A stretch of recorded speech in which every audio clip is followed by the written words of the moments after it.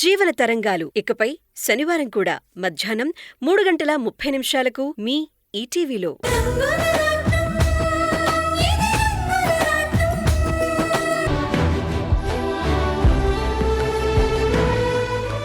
ఏమైంది? ఏం జరిగింది? నువ్వు బాలుని అందరి ముందు అవమానించటం ఇక్కడ కొంతమందికి నచ్చడం లేదురా. ఎందుకలా చేశావు? అమ్మా, అది ఆస్తి మొత్తం నాది. మీరు తినే తిండి, బట్ట, ఇల్లు, కార్లు అన్నీ నా కష్టార్జితం అన్నావట. అలా ఎందుకన్నావురా? నా సొంత కొడుకుని కాదని నీకెందుకు అధికారం ఇవ్వాలి?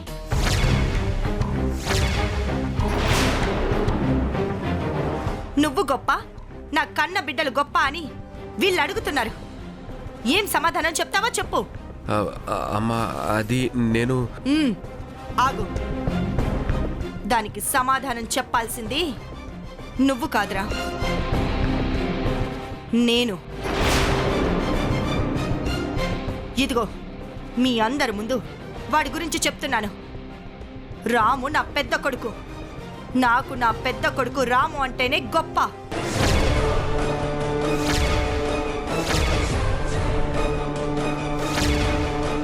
నా పెద్ద కొడుకు రాము ఏమి చేసినా అందులో ఒక అర్థం ఉంటుంది.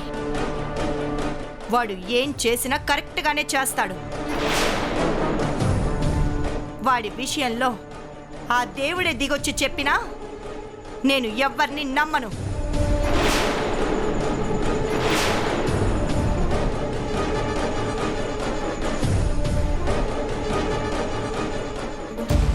అంటే ఆఫీసులో అధికారం లాక్కున్నాడు అని అడుగుతున్నావు కదా.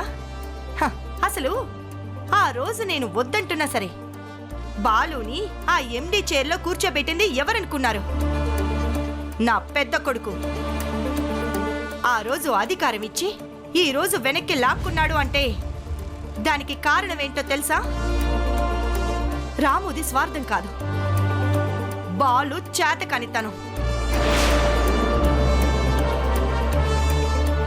అసమర్థుడికి అధికారం అప్పగిస్తే సంస్థ పునాదులు కదులుతాయని భయపడి వెనక్కి తీసుకున్నాడే కానీ ఆస్తుల మీద మమకారంతోనో తీసుకోలేదు. అంటే నేను అసమర్థునని మీరే డిక్లేర్ చేస్తారా? అసలు నాలో అంత అసమర్థత మీకేం కనిపించింది? నిన్ను ఆఫీస్ చూసుకోమన్నాడు, నువ్వేం చేశావు? మీ మావగారిని ఎందుకు నీ పక్కన చైర్ వేసి కూర్చోబెట్టావు? ఆయన చెప్పిన వాళ్ళకి కాంట్రాక్ట్లు ఎందుకు ఇచ్చావు? మనం కంపెనీ మొదలు పెట్టినప్పటి నుంచి మనతో బిజినెస్ చేసే మన మిత్రులు, శ్రేయోభిలాషులు అందరూ ఎందుకు దూరం అయ్యారు? దానికి కారణం ఎవరు?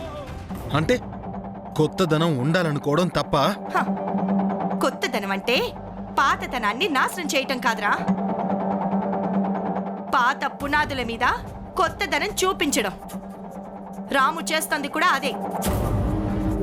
అలా చేయడం వల్లే ఈ రోజు రాణి గ్రూప్ ఆఫ్ ఇండస్ట్రీస్ బిజినెస్లన్నీ అంతలా పెరిగాయి.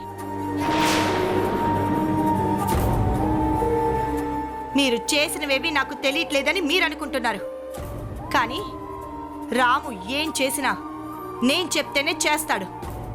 ఆ విషయం మీకు తెలీదు.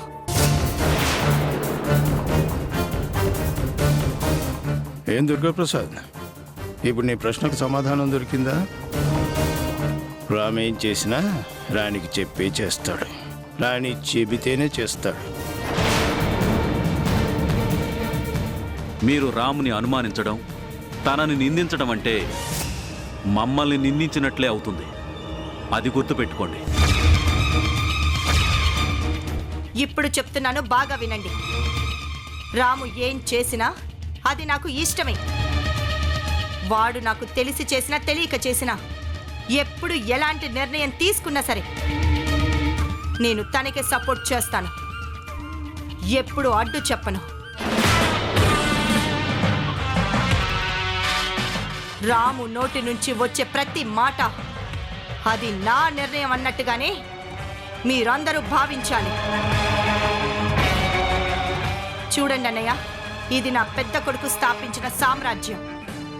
దానికి చక్రవర్తి వాడే. ఇందులో ఎలాంటి మార్పు లేదు.